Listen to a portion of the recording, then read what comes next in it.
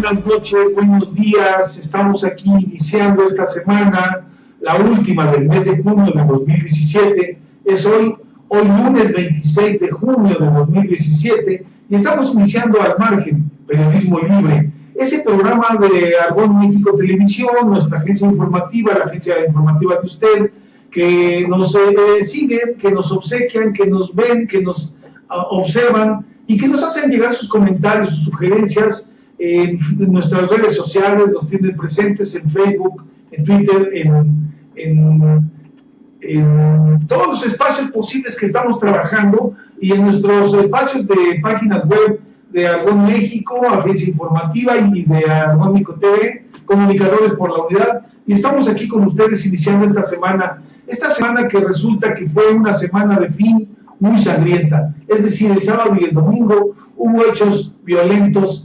que preocuparon a mucha gente, que inquietaron y que inquietan sobre todo también a los mandos policíacos, a las autoridades de investigación, de justicia, a las autoridades federales mismas, porque, bueno, las cosas parece que de pronto pudieron haber rebasado todas las expectativas de lo que estábamos viendo, que estábamos siguiendo, y que, bueno, ahí vamos viéndolos. Pues resulta que en Veracruz se registró una balacera a plena luz del día en un restaurante en el puerto de Veracruz, donde se encontraba comiendo dos policías federales y el comisionado de la Policía Federal en el estado, donde comían, y de repente cuatro sujetos entraron y los balacearon, los mataron prácticamente en ropa.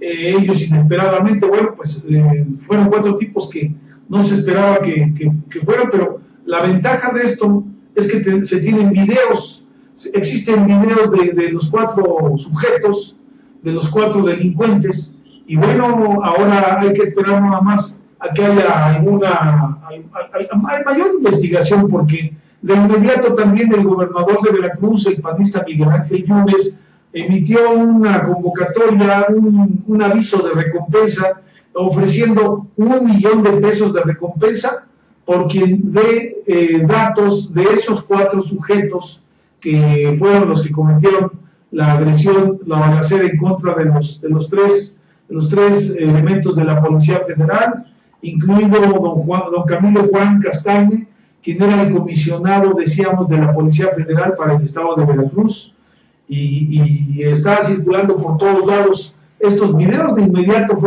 empezaron a circular, y ya se encuentran en las manos de toda la gente, de mucha gente. Los han transmitido incluso noticieros de televisión, los han comentado en la radio, aparecen en los periódicos, nosotros lo estamos también difundiendo, y aquí estamos con ese tema, ¿no? Con ese tema que inquieta. Bueno, pues fue a plena luz del día, fue en un restaurante, o sea, en un lugar público, a plena luz del día. Es lo que consideramos un verdadero reto de las bandas delictivas hacia las autoridades judiciales, hacia los gobiernos municipal, estatal, federal, en este caso en Veracruz, porque, bueno, se está cometiendo esta atrocidad a la plena luz del día, como hemos dicho en otras ocasiones. Y hay una noticia, no es una noticia muy buena, hay que verle lo positivo, pero bueno, pues resulta que apareció el cadáver calcinado de nuestro estimado compañero michoacano, Salvador Adame Pardo. Es el compañero que había sido levantado hace un mes, más o menos, mes y medio, que nos preocupó también. Fue algo de lo que ocupó nuestro interés por saber qué es lo que pasaba con los comunicadores en México, porque decíamos, en los últimos 33 años, yéndonos lejos, iban 235 asesinados. Con ya lo van a hacer con la muerte de Salvador Adame, son 236. Pero esto no es tan preocupante. Lo más preocupante de todo ello es que ¿cuántos van en el sexenio? ¿Y cuántos homicidios de comunicadores y comunicadoras se han registrado en lo que va de este año? Y decíamos, esto lo dijimos en el evento que tuvimos en el Senado de la República, porque era importante exigir un hasta aquí, un ya basta porque cuántos compañeros tienen que estar sufriendo el acoso, la persecución, los asesinatos, los levantones de parte de muchas veces de funcionarios públicos, de servidores públicos, incluso a nivel municipal, pero en este caso, bueno, pues al parecer todo indica es de bandas delictivas, porque uno de los que cometieron el secuestro, ordenaron el secuestro y el asesinato, es precisamente uno de los capos de una banda delictiva que opera en el estado de Michoacán. Y aunque al principio se trató de desviar el tema, bueno, pues nos damos cuenta que como se sabe ahora, ya fue detenido, él mismo parece que fue el que confesó donde se encontraban los restos calcinados de Salvador Adame, y ya tenemos ese dato, ¿no? Con Salvador Adame valdría la pena hacer un repaso de qué ha sucedido a comunicadores y comunicadoras del país, que han sido víctimas de acoso, de persecución, que pierdan el empleo inclusive, en fin, pero los más graves, vamos a hacer el recuento de los 7 anteriores a Salvador Adame. Es Cecilio Pineda Brito, quien era editor del periódico La Voz de Tierra Caliente, en el estado de Guerrero. Muere a 38 años de edad, balaceado el 2 de marzo en Ciudad Altamirano, en esa entidad, víctima de desconocidos. Ricardo Monluy Cabrera, de 57 años de edad y quien escribía notas policíacas para El Sol de Córdoba, es acribillado el 19 de marzo en un restaurante de Yanga, Veracruz, igual por un comando. Miroslava Brej Bengucea, con 54 años de edad, corresponsal de La Jornada, fallece balaceada fuera de su casa el 23 de marzo en Ciudad Juárez, Chihuahua. Sus victimarios, también desconocidos, aunque después hubo algún dato por ahí, de que fue uno solo, de que había sido detenido, de que apareció muerto. Hay datos que no terminan de dar confianza de que los medios de comunicación y sobre todo quienes trabajamos en ellos podamos decir estoy de acuerdo o es satisfactoria esa investigación. Después le siguió Maximino Rodríguez Palacios, de 73 años de edad, reportero del colectivo Pericú, quien fue asesinado el 14 de abril de 14 disparos en el estacionamiento de una plaza comercial en La Paz, Baja California Sur. Maximino fue periodista nacido en Irapuato, del estado de Guanajuato, de donde muchos compañeros externaron su preocupación por saber cómo fue el asunto, porque bueno, era un hombre de 73 años de edad. ¿Qué problema podía representar? Bueno, pues habría que investigarlo a fondo, pero de este no sabemos todavía mucho, todavía no hay reportes concretos. Después siguió Filiberto Álvarez Landeros, de 65 años de edad, conductor de radio en la señal de Jojutla, quien cayó muerto a tiros el 2 de mayo en Tlalquiltenango, en el estado de Morelos. Se mencionó que había sido que había sido víctima de denuncias de acoso, de amenazas de parte del presidente del PRD en el estado, quien resulta que es familiar de reciente creación, familiar de parte del gobernador Graco Ramírez Garrido Abreu. Tenado se decía que era, y era uno de los principales señalados por los compañeros periodistas del estado de Morelos. Después siguió el sonado también caso de Javier Valdés Cárdenas, quien a sus 50 años de edad era director del semanario Río 12 y pierde la vida el 15 de mayo tras recibir 12 balazos a media cuadra de su oficina en Culiacán, Sinaloa. A él le siguió Jonathan Rodríguez Córdoba, de 26 años de edad, reportero del semanario El Costeño de Atlán, Jalisco. Muere ese fatídico 15 de mayo también, tras ser tiroteado con Sonia, su madre, subdirectora de la publicación. Ella quedó gravemente herida, hasta la fecha se ha recuperado, pero no tenemos más datos, tampoco se tienen datos de que hayan sido detenidos los culpables intelectuales y materiales. Bueno, pues seguimos con estos drásticos temas, con estos preocupantes temas. Pero vamos a un receso y volvemos al margen, periodismo libre.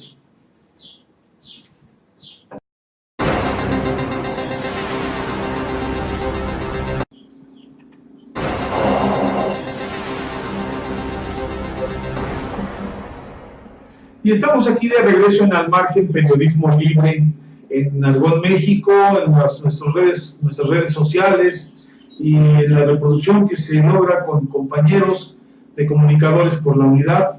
Tenemos un tema, decimos que todavía no terminamos de salir del embrollo de demandas en contra de exgobernadores, todos ellos exgobernadores, y ya estamos en otro que todavía no termina y uno que va a empezar. ¿Por qué? Pues resulta que hace 3 décadas la Sierra de San Juan fue declarada Reserva de Conservación y Equilibrio Ecológico y Regeneración del Medio Ambiente del estado de Nayarit. Hablamos de ese estado. Conocido también como Reserva Ecológica de San Juan o Volcán de San Juan.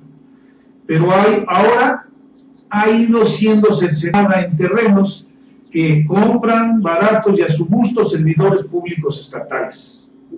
Sí, hablamos de una reserva ecológica, como ha sucedido ya en otros casos, ahí mismo, reservas destinadas al sector turístico, reservas ecológicas en Quintana Roo y en otros estados.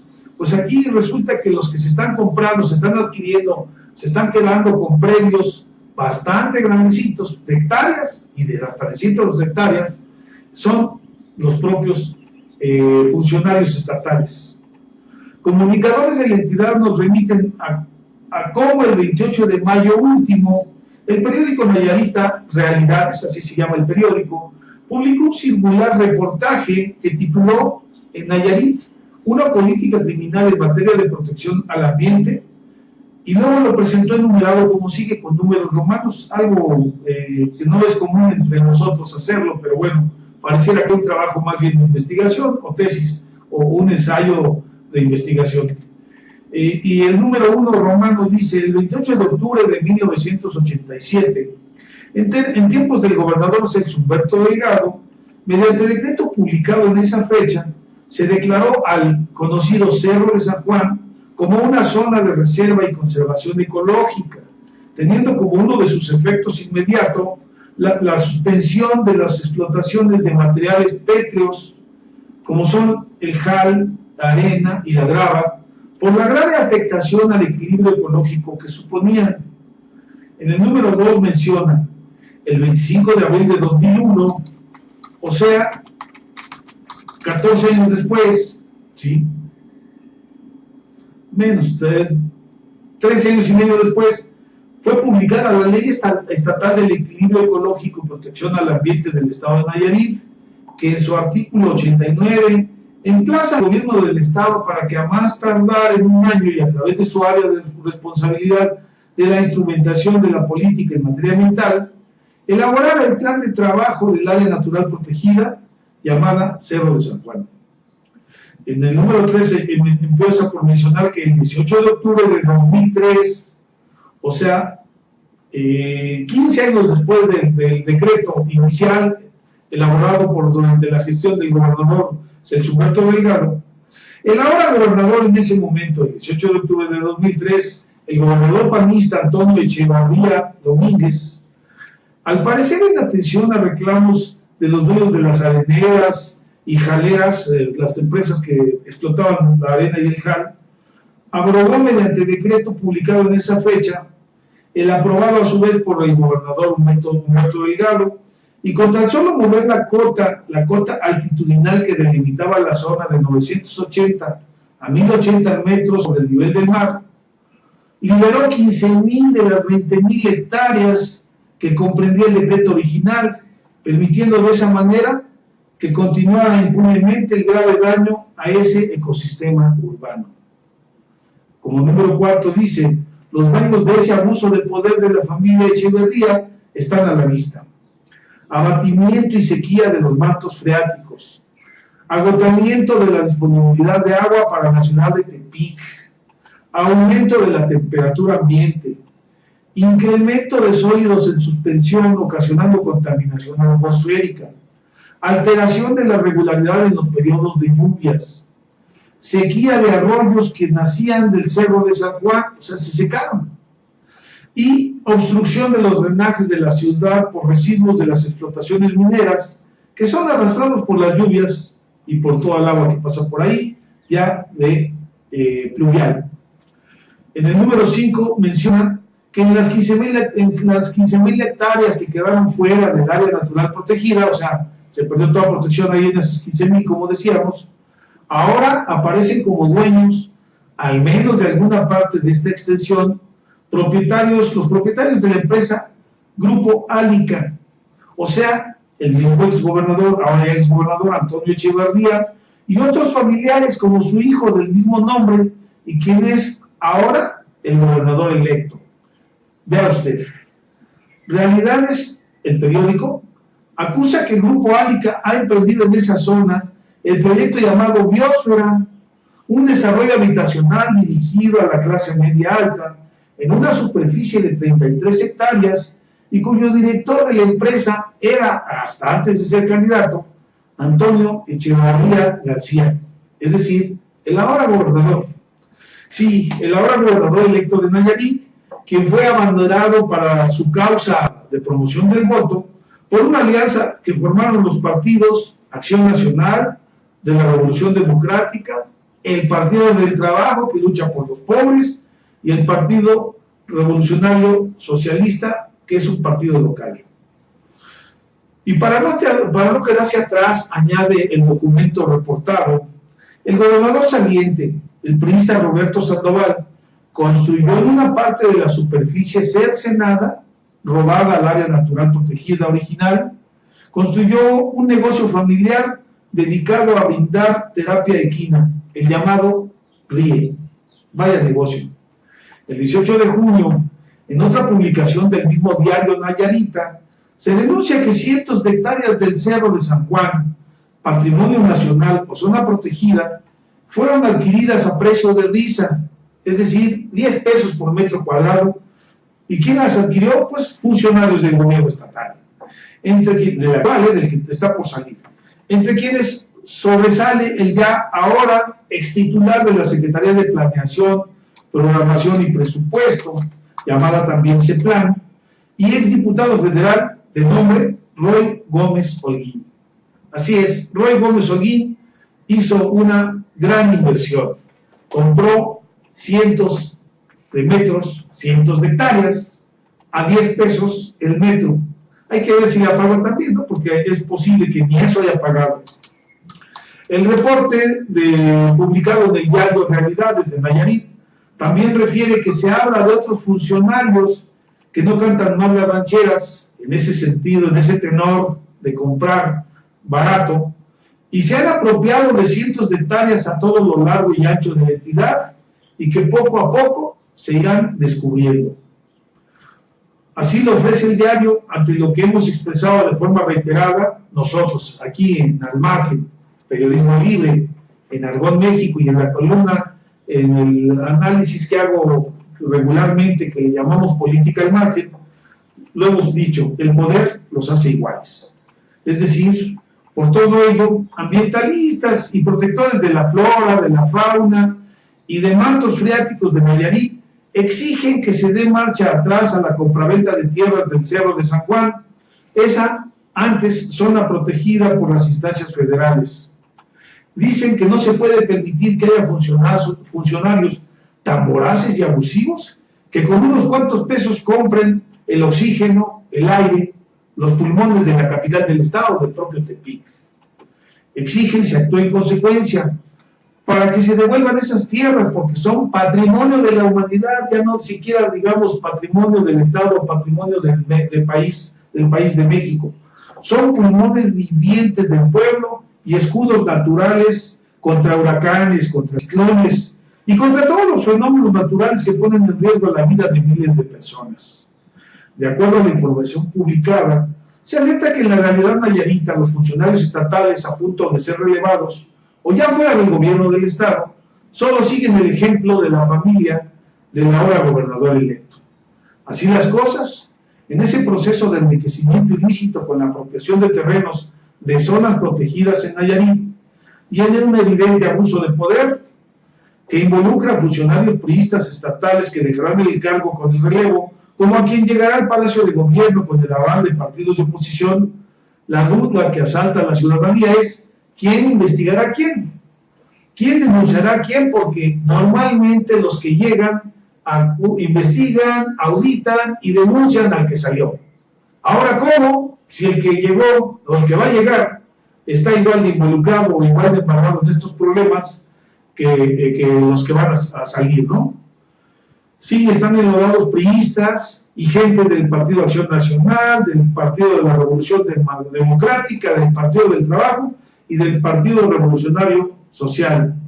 Tendremos que esperar a que desde la dirigencia nacional de cada instituto político haya un pronunciamiento firme y contundente respecto a impulsar el retorno de esos terrenos y que se sancione a quienes resulten involucrados en el abuso de este caso y en otros, como en los terrenos de la Riviera Nayarita, bajo el control, entre comillas, de organismos turísticos federales, porque no se ve ese control. También es de esperar que la Procuraduría Federal de Protección al Ambiente, la Profepa, y otras autoridades involucradas cumplan su función e investiguen y sancionen a los culpables de apropiarse de zonas naturales protegidas, como de otras que decimos de creciente dimensión turística. Y mientras más pronto lo hagan, mejor. Gracias, vamos a otro receso y continuamos. Esto es Al Margen, Periodismo Libre.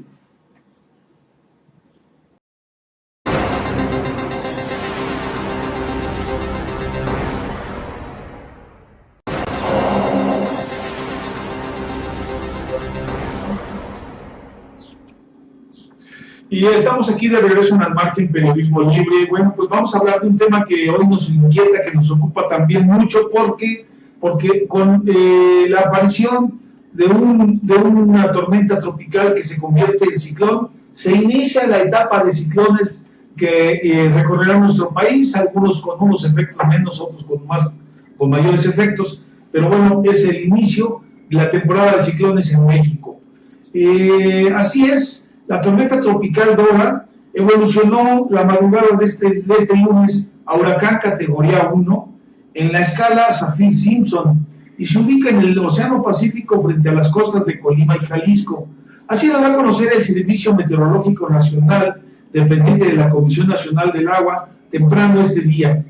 A las 7 horas, tiempo del centro de México, Dora, primer huracán de la temporada, se localizó aproximadamente a 285 kilómetros al suroeste de las costas de Manzanillo, Colima, y a 390 kilómetros al sur de Cabo Corrientes, Jalisco, con vientos máximos sostenidos de 130 kilómetros por hora, rachas de hasta 155 kilómetros, y desplazamiento al oeste-noroeste a 20 kilómetros. Debido al huracán Dora y al paso de la activa onda tropical número 7, localizada en el Golfo de México y el sureste del país, se pronostican tormentas intensas en zonas de Michoacán, Guerrero, Oaxaca y Chiapas, tormentas muy fuertes en sitios de Tamaulipas, San Luis Potosí, Hidalgo, Puebla, Veracruz y Tabasco, y tormentas fuertes en regiones de Nuevo León, Jalisco, Colima, Estado de México, Ciudad de México, Morelos, Tlaxcala y Campeche. Asimismo, se prevén intervalos de chubascos en Sonora, Sinaloa, Chihuahua, Coahuila, Zacatecas, Durango, Nayarit, Aguascalientes, Guanajuato, Querétaro, Yucatán y Quintana Roo.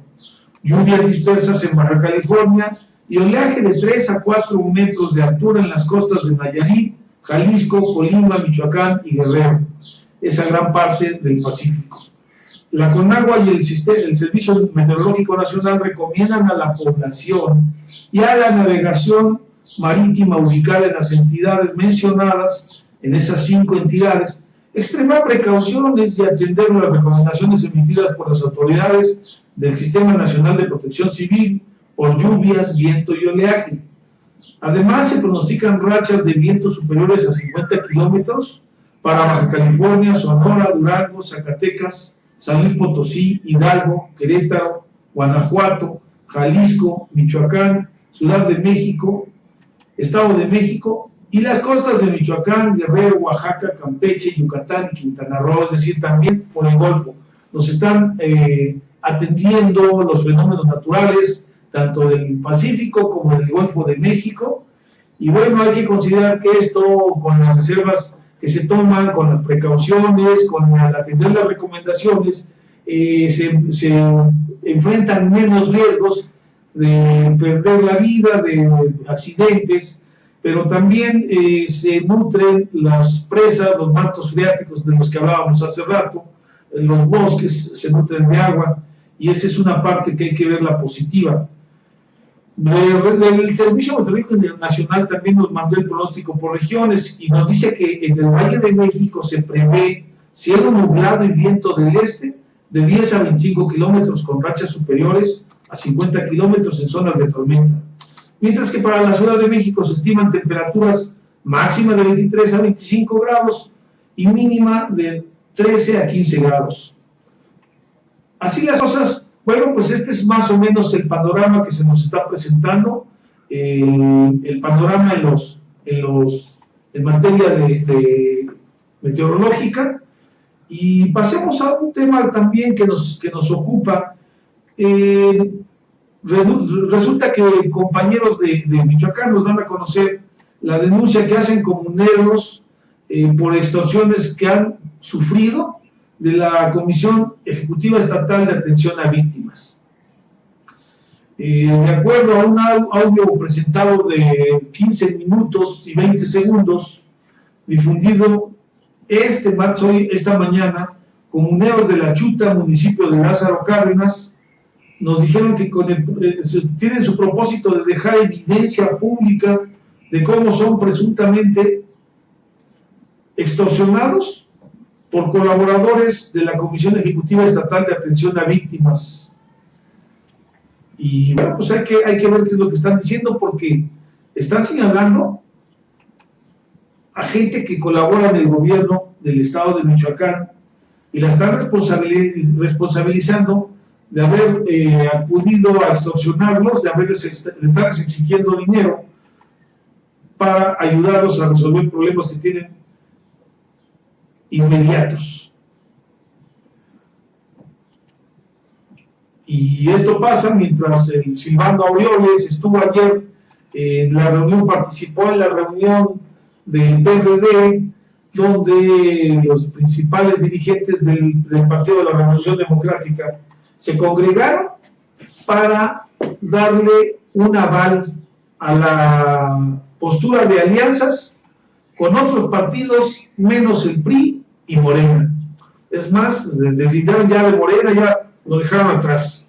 Ahí apareció en las fotos, también se veía, aparte de Silvano Aureoles Conejo, gobernador de Michoacán, también aparecía atrásito de Alejandra Barrales, la presidenta nacional del PRD, estaba Miguel Ángel Maciel Espinosa, jefe de gobierno de la Ciudad de México, y otro gobernador, Arturo Núñez Jiménez, quien también comandaba ahí un grupo, estuvo ahí el gobernador de Tabasco.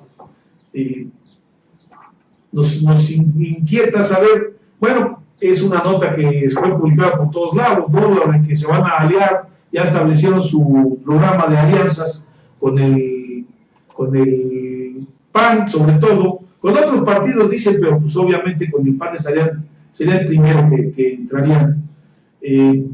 Habría que ver qué es lo que pasa, si esta alianza se concreta, aunque ya Gustavo Madero dijo que le dio la bienvenida a dicha alianza. Gustavo Madero, ustedes lo recordarán, es expresidente nacional del PAN, y bueno, ahora alejado de alguna manera del partido, porque se fue a trabajar como colaborador cercano de Javier Corral a su natal Chihuahua. Javier Corral es gobernador de Chihuahua, y así las cosas, pues veremos los acomodos y reacomodos, y esto, la definición de Gustavo Madero fue una forma de decir, está bien, solo así podemos avanzar o podemos ganar. El problema va a estar en la hora en que haya que resolver quién va a ser el candidato o la candidata de esa alianza para la presidencia de la República, lo cual se debe tener ya a fines de este año, y a fines de este año ya habrá definiciones también de candidatos a gobernadores en los 15 estados donde va a haber elección para renovar mando estatal. Habrá igualmente los preparativos para las listas de candidatos a senadores, a los 128 escaños de la República, al igual que los candidatos, los aspirantes a ocupar una curul en San Lázaro, y ahí siguen siendo 500. Veremos qué es lo que pasa. Ya hay que recordar que ya para esta vez podrá haber quienes quieran reelegirse y buscar esta reelección. Habrá que ver quiénes pueden quedar, quiénes pueden llegar, pero sobre todo que tengan la posibilidad de ser evaluados por los que dicen representar. Eso de que se iba a reducir el Senado en una tercera o cuarta parte, pues quedó en mera expectativa. Igual se decía que iban a reducir 100 diputaciones de las 500 que hay, federales, y también quedó en expectativa. Bueno, pues seguimos, vamos viendo a ver qué más tenemos. Vamos a hablar sobre el ISSSTE y la propuesta que hace para que el febrero, mes de la salud del hombre, se convierta en una estrategia nacional. Continuamos, vamos a un receso y continuamos en Al Margen Periodismo Libre. Gracias.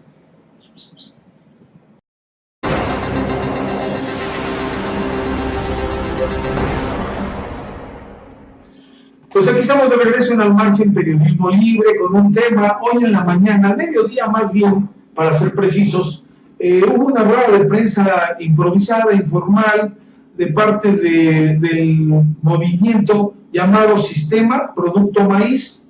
Resulta que esta organización, que fue creciendo poco a poco, que empezó a surgir hace unos pocos años, impulsada por Vicente Álvarez Delgado, quien ahora es su presidente del Comité Nacional, resulta que empezó a aglutinar a productores de maíz inicialmente en el Estado de México. Poco a poco se fueron sumando organizaciones, grupos de productores de otros estados. Actualmente abarca prácticamente a todo el país, tiene integrantes en grupo o individual de todo el país, de los 2 millones de productores de maíz en México.